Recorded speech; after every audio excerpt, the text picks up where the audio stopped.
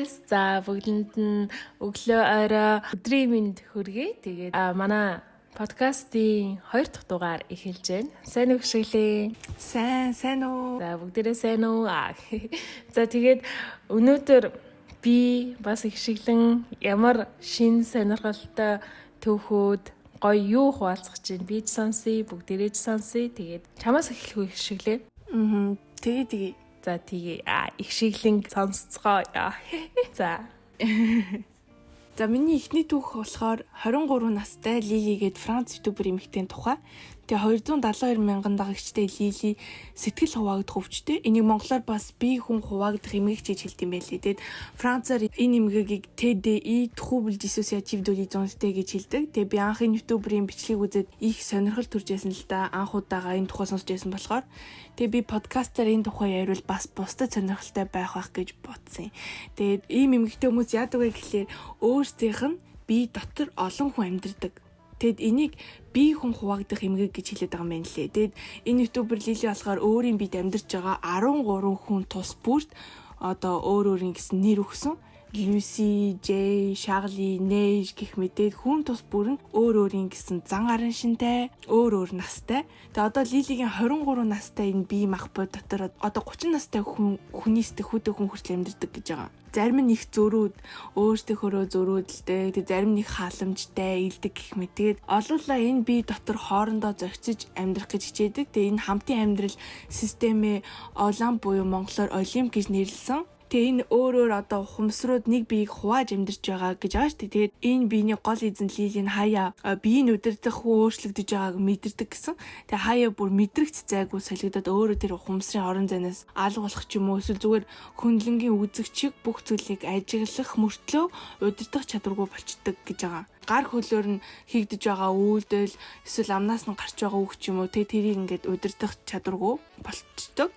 Тэгээ заримдаа энэ биеийн эзэн Лили өөр ухамсарууд биеийг нь удирдах байхад юу босныг сандгүй гэж бас хэлдэг. Тэгээ энэ ухамсарууд хоорондоо холбоотой байж болно. Эсвэл цор ганцаараа. Тэгээ цор ганцаараа байгаа үед нь бусд нь одоо тэгээ юу босныг мэдэхгүй. Ямар үйлдэл хийгдсэн тэр биеэр эсвэл юу яригдсныг. Тэгээ одоо жишээлбэл Лили нэг дэлхийн эзэн нэвтрүүлэгт оролцоод ярьж байхдаа бид нар одоо энэ биеийн дөрүүлээ байна гэж тэр нэвтрүүлэгч хэлж байгаа хгүй хөтлөгчд. Тэгээ бодлороо ойлголцож холбогдоод хоорондоо ингээ хэлэх үг ярих зүйлээ сонгож одоо ярьдаг. Одоо бодол дотроо. Тэгээ яаж биеийн удирдах хүн өөрчлөгдөж байгааг мэдэрдэг гэхлээр өөр энерги мэдрэгддэг гэж хэлсэн.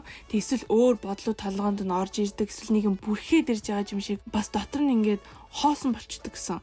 Хүн ингээд гөлрөөд эсвэл алмаараад ингээ гүйрчигдэг үе байдаг штэ тэрэн шиг. Тэгэд өөрчлөгдөхөөрөө шууд хоолойных нь ингээд өнгө нь өөрчлөгдөөд бүдүүн нэр юм болд юм байлээ. Тэр нэвтрүүлгийн үеэр гинт ингээл бүдүүн хоолоогоор яриад эхэлсэн. Тэгэл одоо тэр хөтлөгч одоо чиний доторх хүн өөрчлөгдсөн байна уу гэсэн чинь тийм би тэр байна гэд өөрийнхөө нэрийг хэлээ шууд явцдаг. Амар сонирхолтой. Тэгэд нэг удаа өөрийнх нь бие дотор амьдардаг нэг хүн өөрийг нь одоо энэ олон хүн амьдруулж байгаа бие мах бодийг нь алах гэж оролцсон гэсэн. Тэр нь ямар хүн байсан бэ гэхээр тэр бие мах бодийн одоо туулсан үдсэн бүх муу дурсамжуудыг хадгалдаг хүн байсан юм лээ. Тэгэд энэ бие хүн хуваагдах эмгийн оншоо Лили 18 настайдаа тогтоолгуулад тэгээ 2020 онд YouTube хуудас эхлүүлээд ийм эмэгтэй хүмүүс одоо өдөр тутамд яаж амьдрдаг талаар тэгээ мөн ийм өвчин байдаг юм шүү гэж таниулах гэж явж байгаа гэсэн. Тэгээ Лилигийн тухай энэ 2023 оны эхэнд Францд аягүй их шуугсан.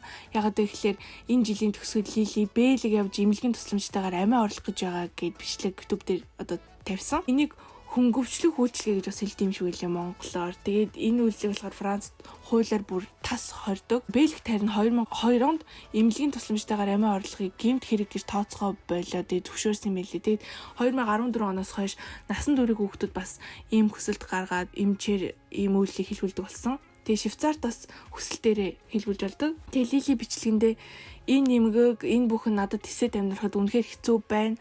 Цаашид ингэж амьдрч чадахгүй амиа орлох нь ямар ч асуудлыг шийдэх зам биш шүү гэсэн хэдийчгээд одоо хүмүүст анхааруулж байгаа байхгүй юу. Тэгээ бусад хүмүүст би ингээ муу үлгэршээ болж байгаагаа мэдэж байгаа. Гэхдээ би бусдын төлөө бусдын хүслээр амьдрч чадахгүй.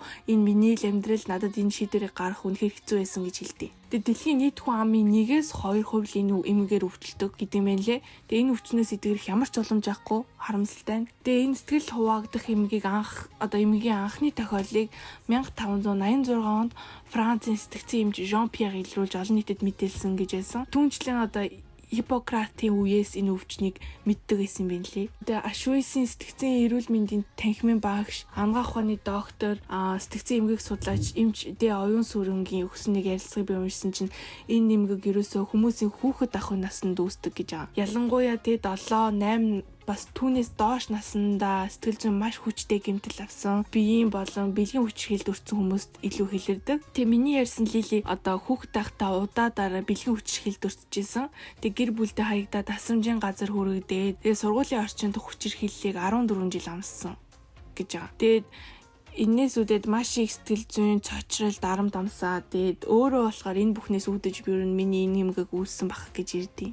YouTube channel дээр. Тэгээд оюун сүрэн эмчийн нэмэгтэй хүмүүс Монголд байдаг гэж хэлсэн. Өөрөө оншилж исэн гэсэн. Тэгээд ялангуяа гэр бүлийн хүчирхийлэл, бэлгийн хүчирхийлд өртөж хүүхдүүд энэ эмгэгт өртөх магадлал өндөр гэдэг байгаа шүү дээ. Тэгээ энэ бол Монголд бас тулгамдж байгаа асуудал. Тэгээд ийм эмгэгт өртсөн хүмүүс бодит амьдрал дээр ингээд сэтгцэн эмчид тэр бүр хандаад байдгүй. Тэгсэн мөртлөө бодит амьдрал дээр ингээд сэтгэл зүйн хувьд ямар ч амьдрах нийгэмших чадваргүй, өөрийгөө ч ойлгохгүй хүмүүс байдаг гэж байгаа. Тэгээ угаасаа толгойн дотор биеийн дотор нэг амар олон хүн амьдраад байгаа хүн бүр ингээд галзуур нэстэй те. Ингээд ерөөсөө өөрөө удирдах чадахгүй ингээд солигдоод ингээд яваад байна гэхлээр. Тэгээ заримдаа бид нэр ингээд хин нэгэнтэй уулзахдаа анх уулзж байгаа мөртлөө өмнө уулзж исэн хүн юм шиг санагддаг штэ. Эсвэл ингээд нэг зүйл хийх гэж хахад би нэрээ хизээ энийг хийжлаа гэд. Эсвэл нэг өмнө энэ үзэгдлийг харж исэн юм шиг нөдөр чинь нэг байдаг лээ. Déjà vu гэдэг нь штэ. Тэгээ тэр чинь ухамсар үл ухамсарлахгүй хоёрын хооронд болж байгаа хуваагдал гэж байгаа байхгүй. Тэгээ тэр болохоор дурсамжууд.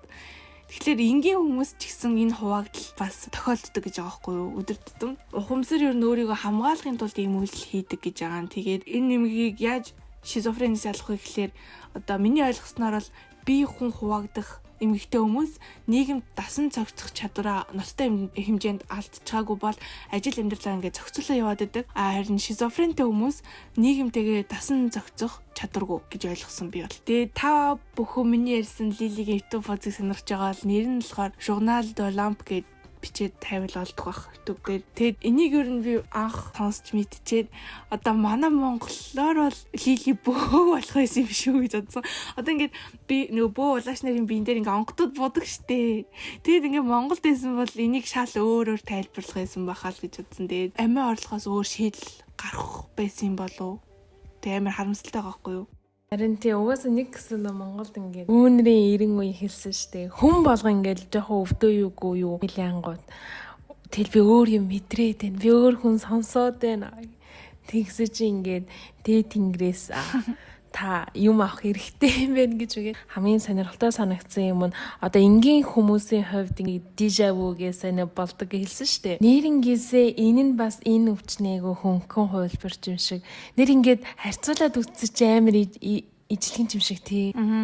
Яг ингээд гүй би яг өмнө нь ингээд яг ийм болохыг мэдчихсэн ч юм уу. Гүй хийх жагаан би бүр ингээд мэдэрч ийсэн юм аа гэд. Тэгснээ ингээд яг ингээд болох ч байгаа зүйлийг мэдэр зэтрээд. Эсвэл яг ингээд амар ингээд хаамаагүй хүнтэй дөнгөж танилцсангуудаа уулзаж байсан юм шиг тий. Тэнгүү саяын өвчин чи ингээд сая Лилигийн дотор ингээд 13 хүн байдаг. Тэгснээ хинэн яаж орж гарах болгондоо юу хийснээ сандгүй гэж байгаа шүү дээ тий. Яг тэрхүү хугацаандас бидний тэр мөч гардаг ч юм уу ордог ч юм уу. Тэгснээ бас мэдэхгүй. Би харин харсан чинь Netflix дээр ийм эмэгтэй хүмүүсийн тухай 2 кино байдаг гэсэн. Гэтэ тэр нь дандаа амар тийм dark. Би нэг кино мэн үү? Тийм, би нэг киног нь үзчихсэн. Split гэсэн баха нэр нь.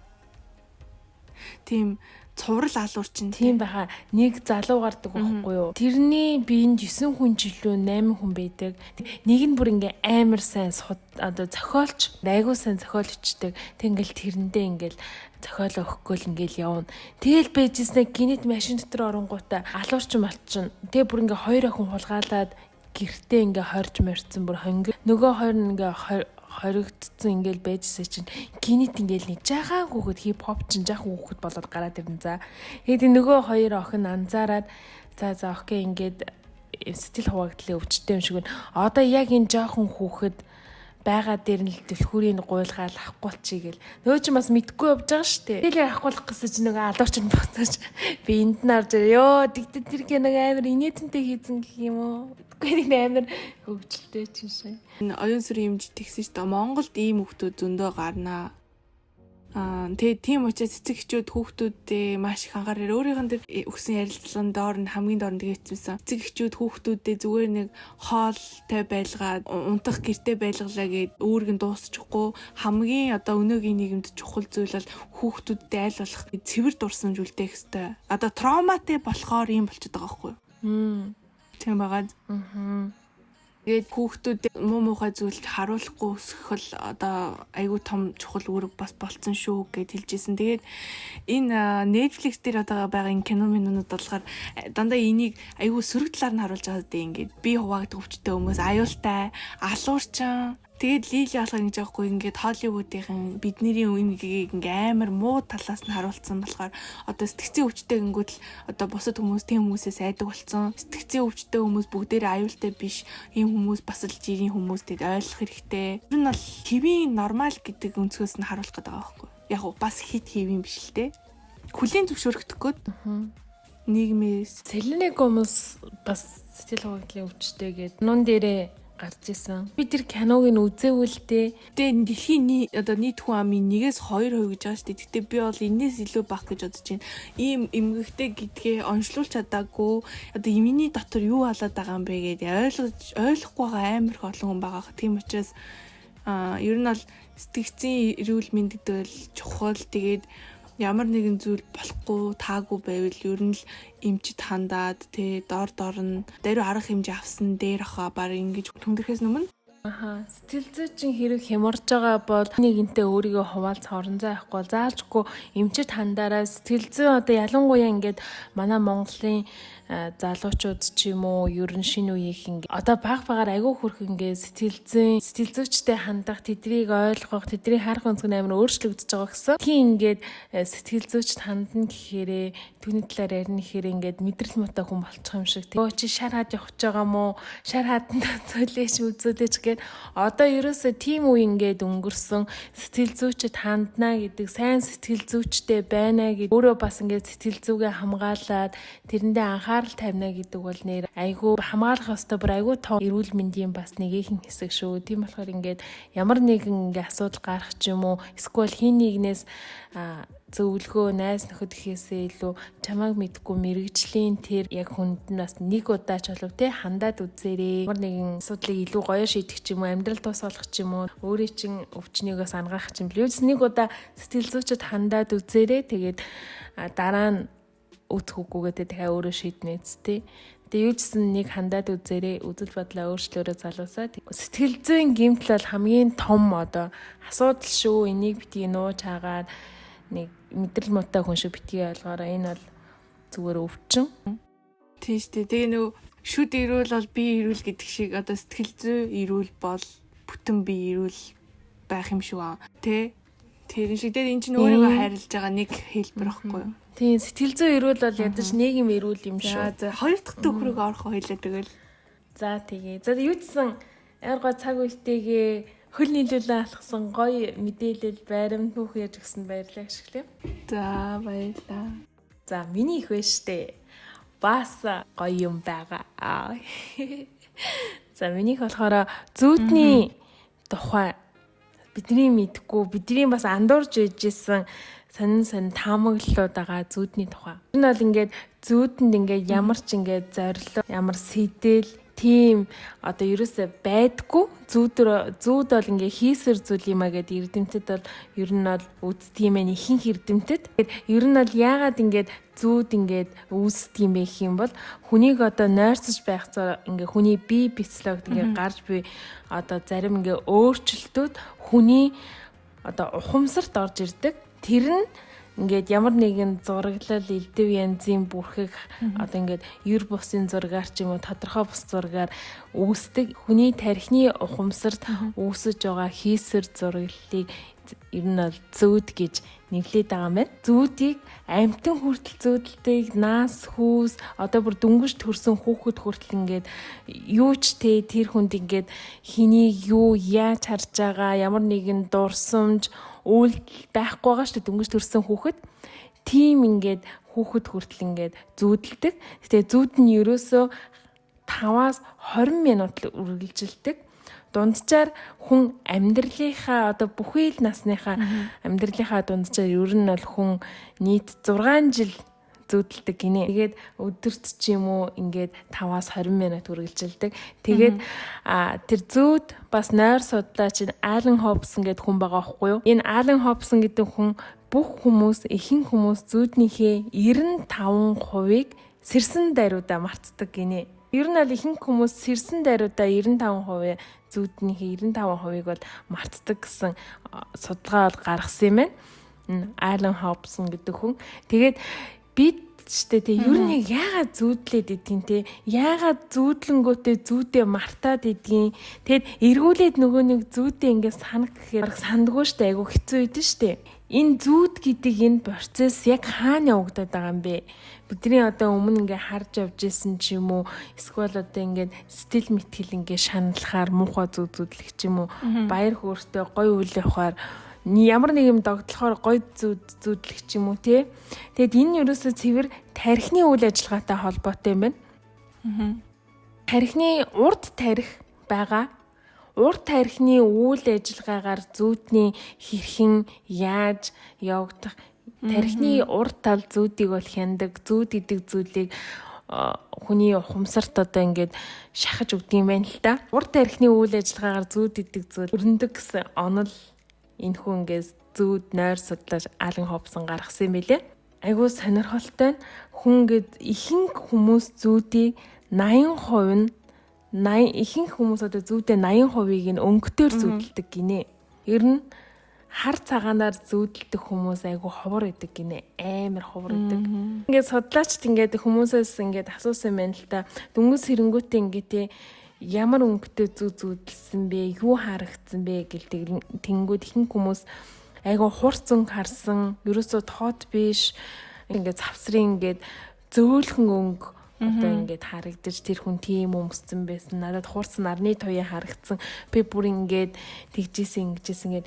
Тэгэд ихэнх судалгаагаар бол ингээд бүх хүн айгүй их өнгөтөөр зүүдэлт юм байна гэсэн судалгааны үр дүнд 80% нь баг өнгөтөр зүүдэлдэг гэд гарсан юм байна л да. Тэгсэн чинь зүүд нь гендрийн ялгаа гардаг гэж байгаа байхгүй юу? Арай. Зүүд нь хүртэл гендрийн ялгаа гараад. Юу додсон гэж хэр хэцүү. Тэгсэн чинь яадгүй гэхээр ерөөсөө сонирхолтой нь эрэгтэйчүүд зүүдлэхдээ ихэвчлэн эсрэг хүйстний зүүдэлдэг гэж байгаа байхгүй юу? Эмэгтэй хүнийг зүүдэлдэг. Тэнгүүд эмэгтэй хүмүүс эсрэгээрээ зүүднийхээ ихэнх хувьд одоо эмэгтэй хүнийг зүүдэлдэг. Тийм ч болоод энэ дээр сайн нөө гендрийн ялгаа гардаг гэсэн хэлсэн шүү дээ тий. Нэг сонирхолтой зүйл нь зарим хүмүүс зүүдээ удирдах чаддаг. Бүр ингээ үйл явдал. За яг ингээд тоглоом тоглож байгаа юм шиг за би одоо ийм зүүдлэмээр байна. Би одоо энийг зүүдэндээ ингэж хэлнэ. Би бүр яг ингэж яваад энэ өрнөлийг бүтээмээр байна гэд зарим хүмүүс тэгж бүр чаддаг гинэ. Тэгээ шууд зүүднээсээ бүр ингээд яг шууд зүүдээ таагаад яг ингээд тоглоом тоглож байгаа юм шиг бүх зүйлийг ингээд товчлуур дараад өдөрдөж байгаа юм шиг тэгж зүүдэлдэг хүмүүс байдаг гинэ. Тэгээ тэг зүүдэлдэг хүмүүсийг люцид гэж нэрлэдэг юм байна.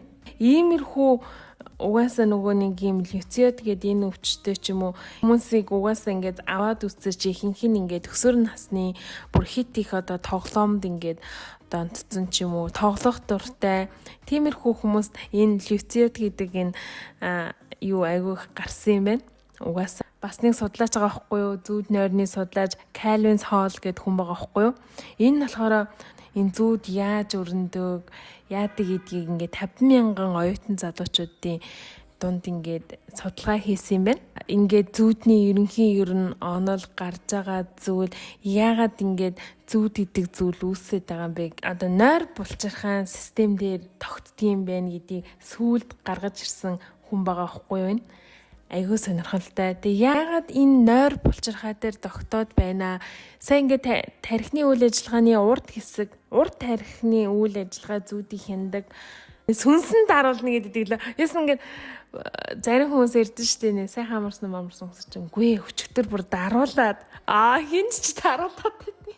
Тэгээд даруулаад гээд яриад идэв штэ. Тэг ингээд хөдөлж чадахгүй яриа гэхээр амнаас ингээд үг гарахгүй, үйлдэл гарахгүй. Ягаад ингэж одоо ингээд сүнсэн даруулсан маруулсан юу ч хөдөлж ярьж чадахгүй ингээд энэ маань ерөөсө хамгийн гол нь нойр булчирхай хүний ингээд нойр булчирхайн дээр шүүлт нь ингээд унтаж байх явцад айгу муухан тайвширд юм байна л да. Энэ нойрны үеийн нойр булчирхай одоо ингээд хөшчдөг юм уу? Биений бүх булчин хөшчдөг юм байна. Тэгээд нойр булчирхай өөрөө тайвширчдаг. Хүний биеийн бүх булчин ингээд зогсоод хөшинг болчдөг. Ийм үе таарсныг хүмүүс ингээд үгж хэлж чадхаа болоод хөдөлж чадхаа болд юм байна. Энгийн хүмүүс би даруулсан гэж хэлдэг юм байна. Амар сонирхолтойгоос. Тэгэхээр одоо ингээд зүүдний тухай ингээд амар сонио үзэгдлүүд ингээд дууссан. Энчнээс нэг юм мэдэж авлаа. Бид сүнс мүнсэн даруулж маруулаа дээрээс нэг хүмүүн гарч ирээд бол дардаггүй юм байна. Тийм алгаад болцсон маруулсан гэж хэлээд идэх хүмүүс тэр булчин гэж үйл ажиллагаа зүгээр нойр булчирхайгаа үзүүлээрээ тэгээд хөшөж мөшөөд идэг юм бэ шүү. Тэгээд цусны чин эрэлт мэрэлт амар итэх муутай болоод чи зүгээр гацж байгаа мэн ерөөсөө тийм сүнс чамааг унтахын чинь хүлээгээл дарнаа гэж зогсоод байгаа юм бол байхгүй байгаа юм шүү. Эрдэмтэд ихтэй ингээд зүүдийг зөнтэй гэж хэлэхгүй байгаа юм байна шүү дээ. Тэрийг бол эсэргүүцээд байгаа юм байна шүү дээ. Үгүйсгээд ерөөсөө энд огт зөнтэй өмнөтэй гэсэн бол байхгүй. Бүр айлч эрдэмтдээс зүүд бол зөнтэй юм а гэж ерөөсөө онд. Одоо ингээд миний энэ унсан энэ нийтлэл болохоор бараг 7, 8, 10-аад номноос ингээд одоо нөгөө нэг ингээ авсан мэдээллүүд байгаа байхгүй юу? Зүд зөнтэй өмнөтэй бэлдэг тийм гэж ерөөсөө огт хэлээгүй. Манай монголчууд угаасаа зүүд зөнтэй зүүдтэй зөв тайлах хэрэгтэй мэрэгтэй гэж ингэдэг шүү дээ. Их санаа. Тэр үес угаасаа л зөнтэй гэж хэлдэг байсан ш. Тэгээ зарим хүмүүс ардаа бүр ингээд орныхаа хажуу тэмцэр тавиад зүүдний их тэмдэглэл хөтэлдэг гэсэн заяа. Тэгээ ингээ өглөө басаад өнгөрсөн шүн зүүдэлсэн зүүдээ бичдэг. Одоо он сараар одоо ингээл ямар нэг юм үйл явдал амьдралд нь тохиогоор тэр дэвтрээ зөвхөл миний зүүд үнэхээр зөнтэй байсан байна гэл тэр таардаг гэж байгаа. Нэг хүмүүс мартчихдаг болохоор яг сэрэнгүүтээ хамгийн эхлээл хүн чинь ингээл өглөө босоод бийзал ус мус уудаг бол тэр хүмүүс төрүүлээ зүүдээ бичдэг гэж байгаа байхгүй. Өдрийн нэмдэг шидрэн амар сонирхолтой байгаа. Би зүүд зөнтэй байх гэж боддог. Одоо ингээл хэлдэг штэ могоо зүүдэл хин нэг юм чинь эргэн тойронд байгаа хүн чинь жирэмсэн болно гэж тэгдэг дээ. Би бүр 2 удаа могоо зүүдлэхэд миний эргэн тойрны хүн жирэмсэн болж исэн. Гэтэ би бас итгэдэг. Би бас зүүд зөнтэй гэдгийг бас итгэдэг. Гэтэ ер нь бол хүнд Монгол зүүдний тайлал нэлээд сүртэй юу гэсэн ч үгэндээ одоо яг Монгол гэд нэг өөр хүн төрлөختөн байгаад байгаа юм уу? Айшэн дээ. Уршаал өөр баг гариг мэрэг өөр дэлхийн ертөнц байгаа даа юм Монгол гэдэг амар сонир. Гэтэ ингээд монголчуудын юм маш сонирхолтой шүү дээ. Айгуу сонирхолтой. Айгуу угаасаа их хөгжилтэй, сонирхолтой, мүлжүүртэй ард түмэн шүү дээ монголчин. Ерөөс энэ дэлхийн онол энэ зүү тогтол зүгээр хамаагүй те. Хамаагүй монгол хүн өөр эдийн. Нэрнгээсээ бас өөр эдийн шүү. Зүүд мүүд бараг энийг монгол өөр гэдэг амар их юм ярьсан чи монгол хүн бараг инээд нь хүрээ те. Би өнөөдөр могоон чуулга зүудлээ. Би баяцсан. Борза миний зүүдийг шээрэл гэж ёгсон ч үгэнтэй. Тэгээ бид хоёрын бас энэ ярьж байгаа бас энэ гоё зүүдний подкастн дээрээс доор сайхан шеэрлээд хураалаад комент хийчээрэй. Тэгэх юм бол та нараас баяжна. Нэр шигээ гоё болно. Цаадаас нь орсон. Монгол хүний хувьд би энийг уншихад их хөгжилтэй байлаа. Инээдэмтэй л. Айгуу сонирхолтой байлаа. Энэ эрдэмтэд том болоогүй байна да. Гэж тэгээд юу гэж юм бэ те. 40 50 жил судалчаад 40 50 жил судалчаад юм ичиж байхаа те. Би ингээ хэлж идэх шүү. Монгол эрдэмтэд шаал өөр судалгаа гаргаж ирнэ. Нэг монгол хүн оруулаад ирэхэд л эрдэмтэн бүр тархин задраад юу яриад байгаа юм бэ? Зүгээр нэг монгол хүн орж ирээ зүгээр Судалгаанд монгол хүмүүс л багтаах. эрдэмтийг зүгээр амьдрах хүсэлгөө болтолно. Судалгаа өгөө те. Нөгөөх нь бүр балиг бүр эрдэм шинжилгээнийхээ ажлыг бүр хайж маяад. Би чадахгүй мэн үү боллоо гэдэг. Тий. За тэг шилэнгийнхаа дараагийн сүүлийн 2 дахь сториг сонсъё. Миний ярих одоо 2 дахь түүхийн үйл явдлууд 2012 онд болж байгаа. Тэгээд хөгжилтэй юм шиг, жоохон драматик юм шиг тийм 12 онд болж байгаа.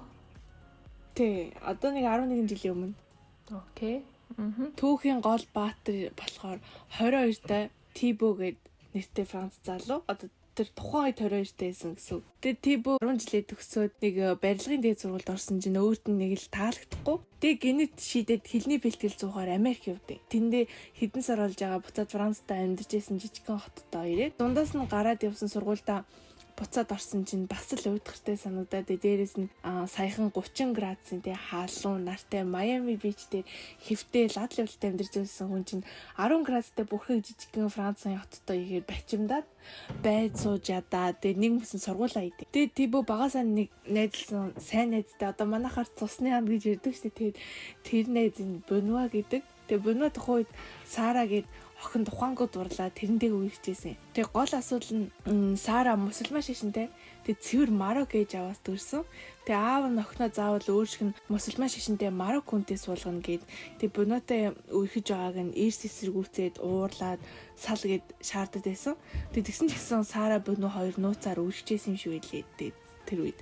Тэгээ нэг зун Сара гэр бүлтэйгээ зуны амралт гээд өөртөөхөө нутаг Марокко руу яваад тэгээ очиад найз залуутайгаа холбогдно гэсэн мөртлөө 1 хондлоо 3 хондлоо 5 хондлоо бүр сураг байдгүй. Тэгээ яагаад ч юм найз залуу бунаа санаа зовоод өөрийнхөө багын сайн найз Тибод хэлж байгаа хгүй. Ингээ манай найз охин ингээд гэр бүлээрээ Марокко явсан мөртлөө таг бүр ямар сураг холбоо байхгүй гэд тэгээ тэгжсэн чинь яг 7 хоног дээр нь Боног авсан дуудлага ирдээ. Айж сандарсан байдалтайгаар Сара уйлаад найз залуу руу залгаад манай аав намайг 10 хоногийн дараа ингээ миний мэдхгүй тосгоны нэг хөгшөнтэй суулгах гэж байна. Одоо намайг авраач гээд тэгээ намайг ирснээс хойш зодоод өрөөнөөс минь гарахгүй байна. Миний бүх утас бичиг баримтыг ингээ хурааж байгаа шатаацсан.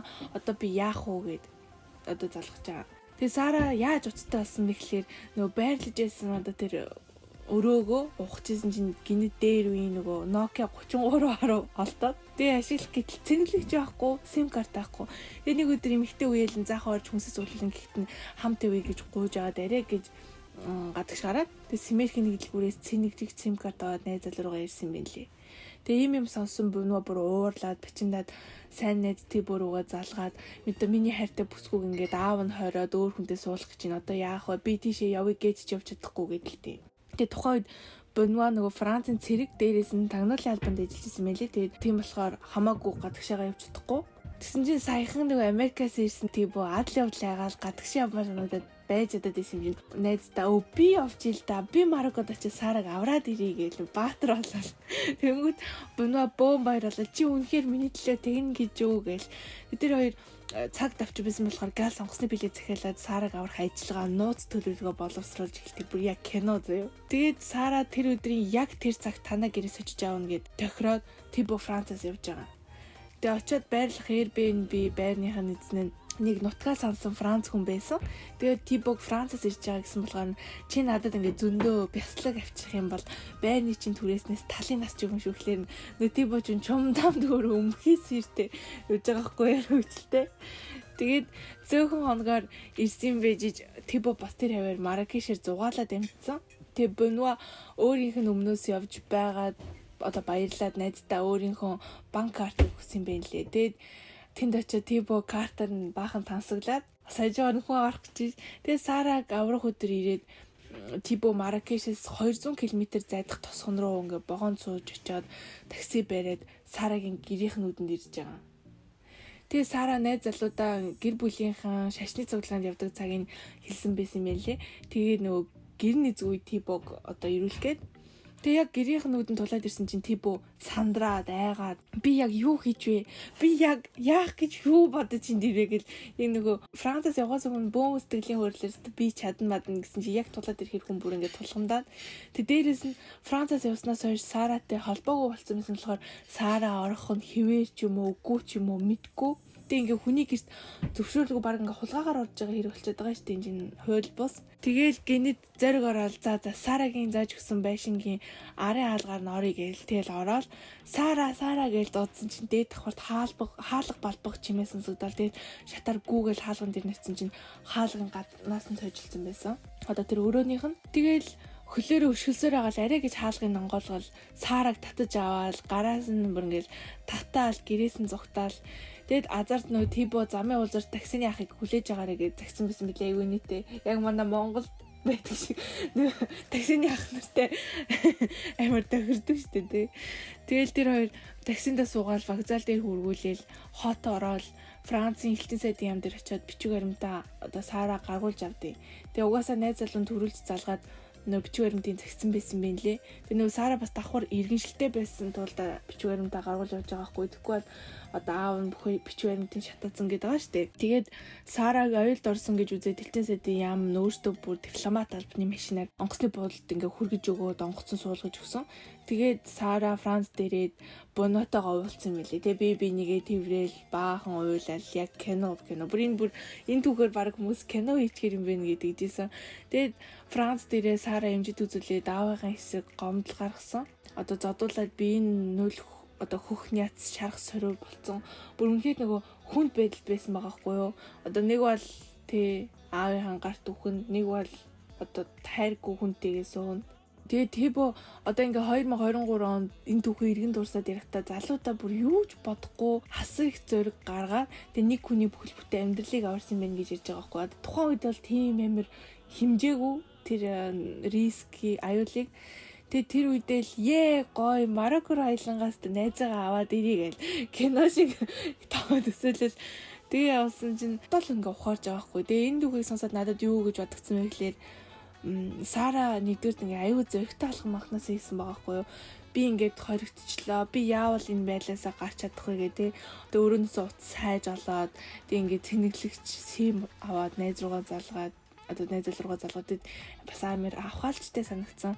Тэгээ энэ охин ингэж үйлдэл гаргаж тусламж чааг байсан бол өөрийг нэм байдалтайгаа хинч мэдгүй хинч одоо ирж аврахгүй байсан. Тэгээд энэ үйлдэл нь ч өөр эрсдэлтэй тий аавда баригдсан бол тэг яах байсан юм. Утсаар залгацны мэдсэн бол тэгээ хүн ер нь заллаа байхдаа бас энэ Тибо шиг галзуу зөрөгтэй байх хэрэгтэй юм болоо гэж асуудагцсан. Тэгээд би хувьдаа бол нөгөө байнга өөртөө чиний амьдрал чиний л гарт байгаа. Одоо чи өөрийнхөө төлөө хөдлөхгүй бол өөр хин ч өмнөөс нь хөдлөхгүй гэхээр айгүйх зориг өвчвч мэдэрдэг. Тэгээ ямар нэгэн хийхстэй өмнө ингээл залхуураад ч юм уу цалгуурдаад байхдаа ингээд хэлчихээр ингээд айгуу зориг орчдөг. Мэдгүй мотивац мэдэрдэг ярьсан. Тэгээд таанд ч гэсэн өөртөө ингэж хэлээд үзээрээ. Тэгээд ийм түүхэлээ. Вау. Бараг хайрын ирэлхэг зоригтой бараг хайрын түүх юм шүү. Яг хичнээн ингээ хүчирхийлэлд өртсөн охин яваад байгаа ч бараг л хайрын түүх юм шүү дээ. Одоо манай Монголд ч гэсэн тийм мэдэн штэ тий. Одоо ялангуяа ингээ казак хүмүүс ингээ охин мохныгоо зөвхөн казак залуутай суулгана. Монгол залуутаас суухгүй ч юм уу тий. Тэнгүүд ингээд эрэгтэй хүүхдүүдтэй болохоор Монгол эмэгтэйчүүдээ халахын охтуудаа суулгаж болно гэд. Тэгээ сая яг аавынх нь сэтгхүү яг хитрхи нэг амар үндэсрэхэг гэх юм уу. Яг л тэр хүнтэйгээл суулгана. Тийм л нутгийн, тийм л зүгийн, тийм л хэлээр ярьдаг хүнтэй суулгана гэх тий. Энд ингээд үндэстэн хоорондын яг үндэсрэхэг байдал, яс үндэсний ялгаа гарч ийн. Хоёрт болохоор угаасаа гэр бүлийн хүчирхийлэл гарч ийн. Энд чинь тодорхой хэмжээний охин нь насанд хүрсэн. Тэгээ энийг эсэргүүц боллоо гэхэд хамаг юмыг нь хураагаа зодож нүдээд бэртэж гимтэнэ гэдэг чинь өөр юм чинь хүчирхийллийн бас нэг ангилалд орчиж байгаа өөр хэрэг хамаарагдсан шүү дээ тий. Бүлийн хүчирхийлэл ямар хэцүү байдаг бас амар амир байгаа. Тэгтээ төрсөн аав нь тий төрсөн охиноо амар хойд аав нь ч юм уу өргөж авсан охиноос эндээс гэр бүлийн хүчирхийлийг бас ингээд мэдж олж байна. Гуравт хүчирхэг гарын аманд ч гараа хийхээс усгүй залуунаас тий омог бадрал үнэн чайр тэнцэл харуулсан байна. Харагдаж байна, мэдрэгдэж байна. Гоё на аюу сонирхолтой. Бүр бадарчглаа байна. Шууд зориг ороод явчихаар түүх байгаас тий. Тибо амар хөвгчлээ байгаас тий. Дээрээс сайхан гар. Snajгаар нь картаар нь тав. Тэгээд одоо би яасан болоо гэд миний сонирхол төрөөд одоо тэр Бенуан Саратагаас суусан болов уу тэр төд удалгуу салсан. Йоо. Тэр амар харамсалтайгаас боо юм болж нөгөөдгөө тэр охин салцсан. Явцсан. Баах. Салцсан. Оо ямар балаа хавгүй. Тэр боо түүлсэн. За бэд. Бэд. Аавар ард нь энийг яжсэн багтаа. Би хэлсэн шүү. Гэж игээд охин нь бүрээсээ боо юм одоо гарсаж байгаа. Салаа. Тэр аавыгаа шүүхт өгсөнтэй тэр харин юу болсныг хэд нь хинч мэдгүй. Тийм амар хэрэг дуртай тий. Тэгээд ер нь зоригтой байх хэрэгтэй. Ямар нэгэн хэцүү нөхцөл байдалд орсон бол яаж иж яагаад арга зам олох хэрэгтэй, зоригтой байх хэрэгтэй юм байна л гэж бодогдохоор түүх байгаа хгүй юу. Тэр одоо Сара шиг тийм яг тэгэл зарим хүмүүс ингэж сонио хүний өмнөөс амьдаад байгаа юм шиг жоохон тийм байдэн штэ. Ингээл бүх юмыг биелэнжилгээл өөрөө хайж өөрөө ямар ч хичээл зүтгэл гаргаагүй гэж ингээ бусдаас юм хүлээгээд байдаг юм шиг санагддаг. Тэгэхээр ямар ч юмн дээр те өөрөө төлөөл байх хэрэгтэй. Хинч чиний өмнөөс амьдрахгүй, хинч чамд ингээд ер нь бол яг хуу тусна л та. Гэтэ бас цаг тутам туслахгүй л дээ. Хүн тэрийг ухамсарлах хэрэгтэй юм шиг үлээ. Тийм угаасаа чиний амьдрал, чиний ирээдүй, чиний гарт байгаа. Би ингэж их юм бодож байгаа юм чи манай сонсогч нараас бодож л байлгүй дээ. Энд чи одоо тэгээд бодож матсан юм хон байл комент хэсэгт үлдээгээрэй. Ишгэлэн мэт хоёр ингээд олсон түүхээ ерөөсөө бие биендээ хэлэхгүй байж байгаад шууд энэ подкастаараа биендээ сурпрайзаараа хэлдэг. Би ч хүлээлттэй. Тэр хоёулаа ингээ би энэсээ хүлээлттэй. Тэгээ би тэрийн подкастыг сонсож байгаа хүмүүсээс хүлээлттэй. Бүгдээрээ яг ижилхэн зэрэг сонсож, зэрэг давталж, зэрэг бас үзэл бодлоо биендээ илэрхийлж байгаа. Ярьж байгаа нь бид хоёр боловч доор та хэд маань бас ингээд гоё комент хэсгтэр бас ингээ хамтаа амжгаа сэтгэлээ хаваалцаараа. Тэгээд чөлөөтэй шүү. Тэгээд угаасаа аль болох хамтаа бөөндөө гоё суугаад ярьж байгаа юм шиг Климит хоёр маань тэгж байгаагаараа байхыг хүсэж байгаа. Тийм болохоор та хэд маань сонссон бол сэтгэлээ хаваалцах юм хэрэгтэй юм бол гоё доор комент хэсгдээс бид хоёртойгоо хамтаа гамшиг гоё сэтгэлүүлдээгээд гоё байгаараа. Хамгийн гол нь байгаагаараа. За тэгээд миний түүх болохоор маш богинохон, маш хөөрхөн. Би ягаад ч юм наада чиний түүхтэй бас ижилхэн гэх юм уу? Гэтэ хойлоо ягаад ч юм тийм уялдаад байна те. Чисэн ингээд сэтгэл хуваагдлаа. Тий. Чиний хамгийн ихний түүх чинь ингээд сэтгэл хуваагдлын өвчин байсан. Бас ингээд тарих сэтгэл зүйтэй холбоотой. Араас нь бас зүүдний тухай байсан те. Бас энэ тархины үйл ажиллагаа энэ бие бицлэгтэй ингээд холбоотой. Тэнгүү сая чи ингээд гоё амьдрал тухаарсан. Жогжоход минийх бас их төстэй араас нь их төстэй энэ ийм байхгүй юу Readers гэдэг уншдаг нэг сайт эдийн тэгээ олон нөгөө нэг бүлэг айгүй олон төрлөөтэй тэр дундаа болохоор ингээд ийм relationship-ийн тухай гэтээ маш сонирхолтой мини эссе ингээд зарладаг байхгүй юу тэгээд ерөөсөө нэг сэдв мэдээж ингээд relationship юм чи хайрын тухай байгаа штэ тий 100% үгэнд багтаасан ингээд тийм эссе бичих хэрэгтэй байхгүй миний эссе. Бүр ингээд тэнгүүд эн чинь амар чанартай. Тэгээд яг өөрт нь амьдрал дээр нь тохиолдсон. Тэгээд хайрыг илэрхийлэх тийм үгтэй эссе байхгүй юу? 100% хүмүүс байдаг юм а бичдэг гэсэн үг юм уу? Би энийг уншиж байсан чинь амар хөөрхөн түүхтэй тааралдаа 1957 онд болсон дорсомжаа хүн хуваалцсан байгаа байхгүй юу? Ингэж бичжээ. За би бицгийн зүгээр уншаад тэгээ энэ чинь үгүйс 100% үгтэй юм чинь. Монгол хэл дээр юм уу? Үгүй англи хэл дээр. Гэтэ би ингээ монголоор уншаад үгүй. Тэгээд орчуулаад уншаад үгүй. 1957 оны зуны нэгэн өдөр нөхөр үед хоёр гэрлэлтийн гэрчлэгийг авахаар одоо шүүхийн байрыг зарсан юм аа. Миний ирээдүйн нөхрийг Стив гэдэг. Тэгээд тэр загасчлах үнэхээр дуртай.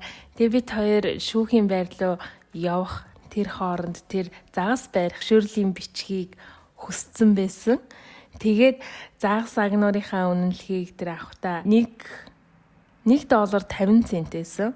А гэрлэх зөвшөөрлийн тэр бичгийг авахд $2.50 байсан гинэ. Алийг нь тэр хоёр ингээ бие энэ рүүгээ хараад өнөөдөр те алийг нь хоёлаа энийг одоо авах вэ гэдэг ингээ хоорондоо ярьсаж нөхөр нь зүгээр шууд ингээл инээмсэглээл.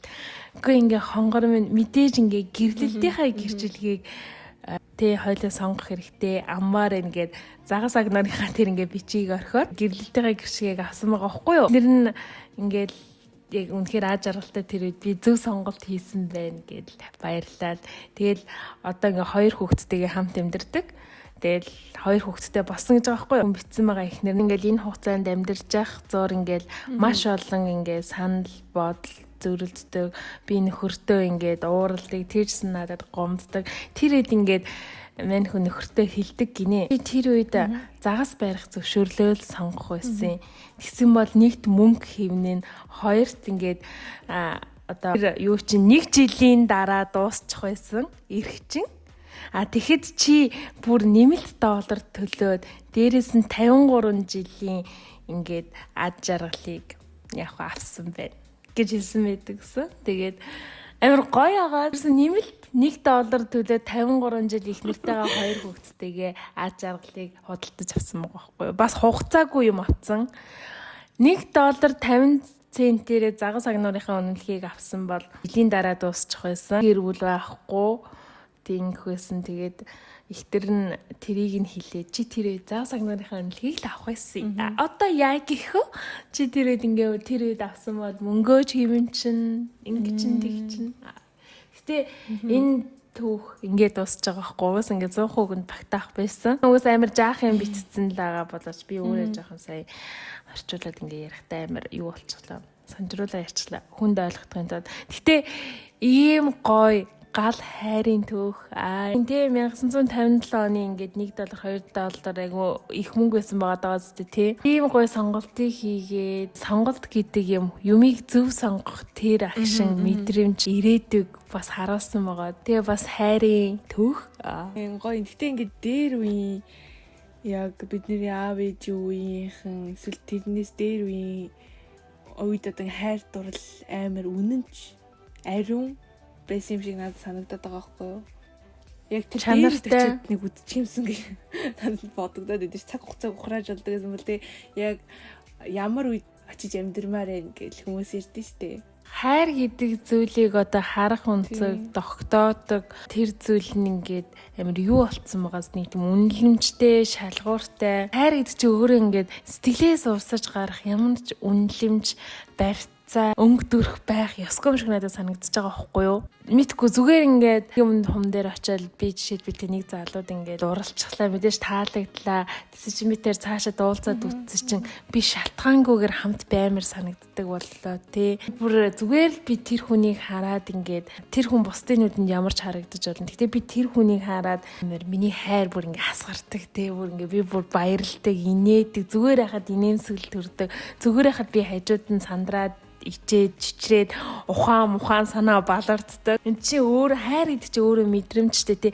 Яг энэ сэтгэлийн бүх мэдрэмж огтлол мэдгүй сэтгэлээс урсаж гарах хүний ингээд реакц үзүүлэх тэр их гой сайхан реакц үзүүлэх тэр үйл явц процессыг л хайр бий болоод байгаа болов гэж би бодоод тэр хүн гаргаж байгаа хүн дээрээ л хайртай гэж хэлээд хамт байхыг эрмэлзэх юм болов гэж би бодоод байгаа байхгүй юу?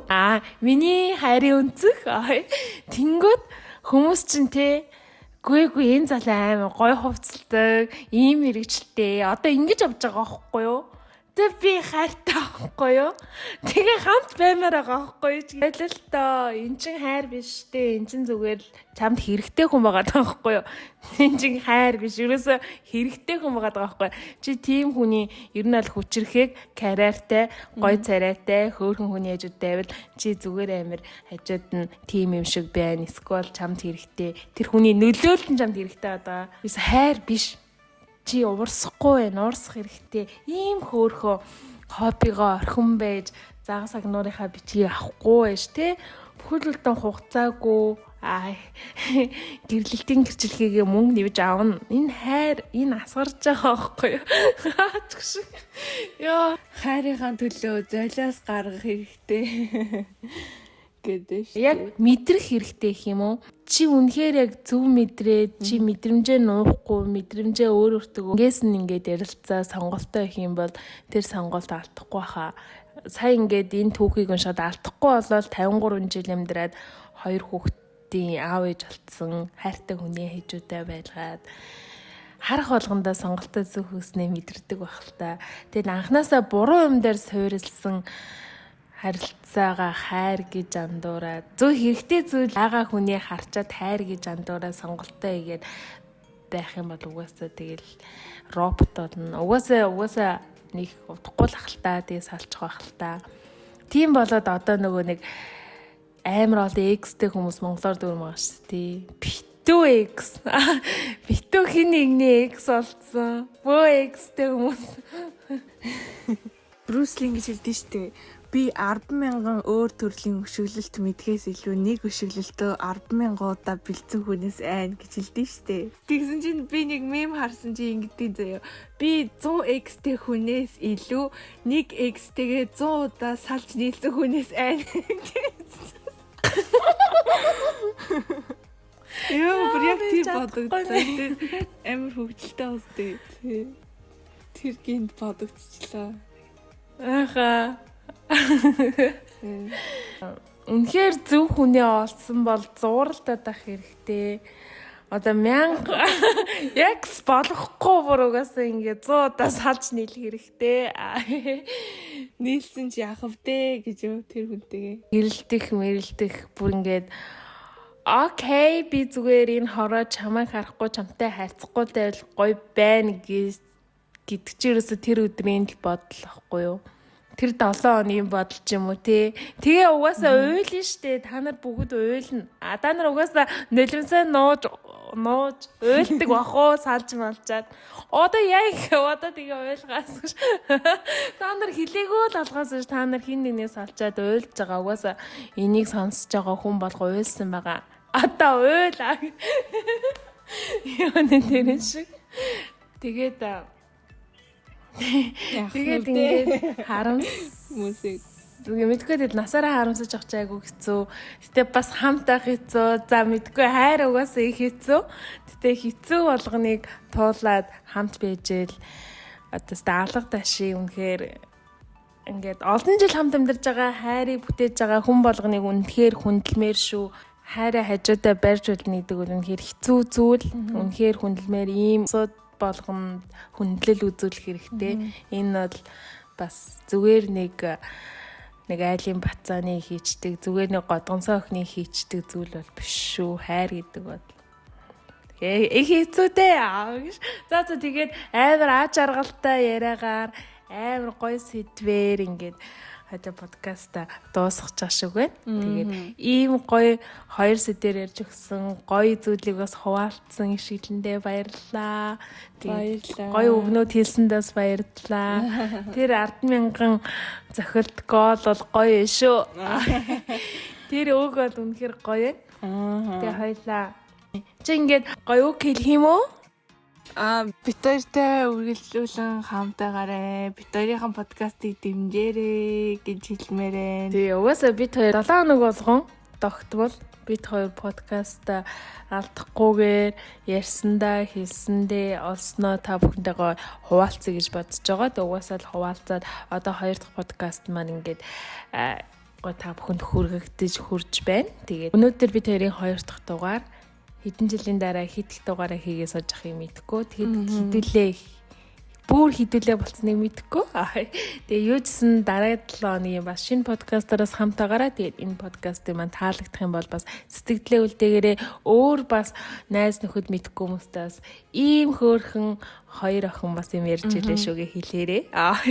Тэгээд юу гэсэн тэгээд гоё түүхийг биеиндээ хуваалцаад бүгдэдээ суулж байгаа Шиглэндээ баярлалаа. Бас өөртөө баярлалаа гэж хэлмээр байна. Тэгээд подкаст маань Ингээ энэ хүрээд өндөрлөө. Тэгээд дараа 7 өдрийн дараагийн бүтэнсэн өдрийн 3 дахь подкастнда суулцъя. Тэгээд таалагдсан гэдэгт найдаж байна. Тэгээд баяртай залуусаа. Баярлаа. Бүгд нь сонсон баярлаа.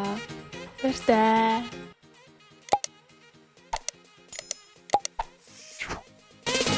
Dancing.